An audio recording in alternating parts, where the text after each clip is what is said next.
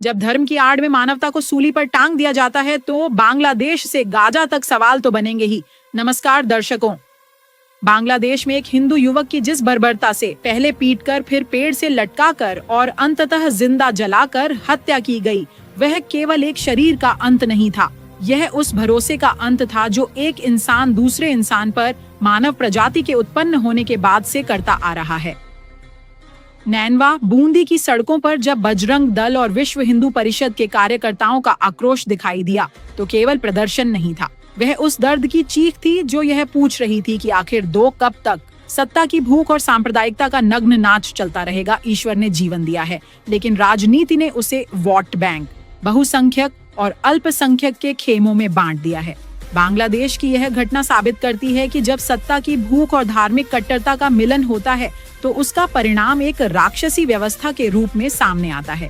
यह विडंबना ही है कि जिस धर्म को आधार बनाकर यह क्रूरता की गई, वह धर्म भी शायद अपनी ही शिक्षाओं की ऐसी निर्मम हत्या देख शर्मसार होता होगा। पत्रकार विजय डोमेला कहते हैं कि नैनवा में जलाया गया इस्लामिक आतंकवाद का पुतला केवल कागज और लकड़ी का ढांचा नहीं था, बल्कि वह उस विचारधारा का प्रतीक था जो मानती है कि हमसे अलग सोचने वाले को जीने का हक नहीं है। डोमेला लिखते हैं कि कहीं ऐसा तो नहीं विश्व राजनीति ने अब एक राक्षसी रूप धारण कर लिया है, कहीं हम एक ऐसे दौर में तो नहीं जी रहे हैं जहां न्याय की परिभाषा ताकत से तय होती है।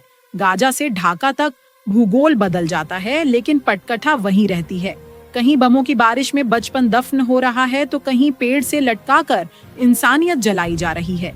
हर जगह टारगेट केवल वह है जो संख्या में कम है, मतलब अल्पसंख्यक। डोमेला सीधा आरोप लगाते हुए लिखते हैं कि विश्व के तथाकथित सुपर पावर और मानवाधिकार संगठन अक्सर अपनी सुविधानुसार ही मानवाधिकार की परिभाषा तय करते हैं। क्या बांग्लादेश के हिंदुओं का खून गाजा या यूक्रेन के नागरिकों के खून से कम लाल है? यह चुप्पी वैश्विक नेतृत्व के चरित्र पर एक बदनुमा दाग है। सीमाओं से परे कानून की आवश्यकता आज नैनवा के प्रदर्शनकारियों ने संयुक्त राष्ट्र यूएन पर दबाव बनाने की मांग की है, लेकिन सच्चाई यह है कि संयुक्त राष्ट्र महज निंदा प्रस्ताव पारित करने वाला एक क्लब बनकर रह गया है।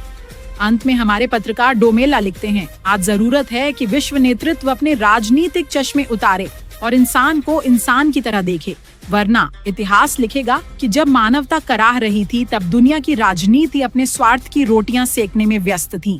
धन्यवाद। अगर खबर पसंद आई हो तो चैनल को लाइक करें और सब्सक्राइब करें। मिलते हैं अगली खबर के साथ। आज विरोध प्रदर्शन किस बात का है सर? बांग्लादेश में जिस प्रकार हिंदुओं पर अत्याचार किए जा रहे हैं, उनको उल्टा लाद कर जिंदा जला दिया गया, इसको लेकर के संपूर्ण भारतवर्ष में किस प्रकार विश्व भर में हम आज विश्व हिंदू परिषद बजरंग दल के बैनर तले आंदोलन प्रदर्शन कर रहे हैं। तो ये पूरे भारत में एक साथ आह्वान हुआ है सर? जी, 2-3 दिन से आह्वान चल रहा है, कल भी था, आज भी है।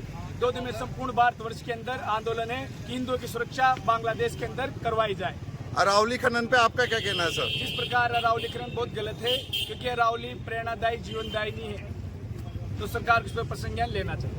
इसके लिए आपके संगठन द्वारा कुछ करने का कोई योजना बनाई गई सर? जी बिल्कुल, अपने क्षेत्र में अपने हिसाब से सबको विरोध करना है, अरावली पे खनन नहीं हो। संगठन द्वारा योजना है सर। धन्यवाद।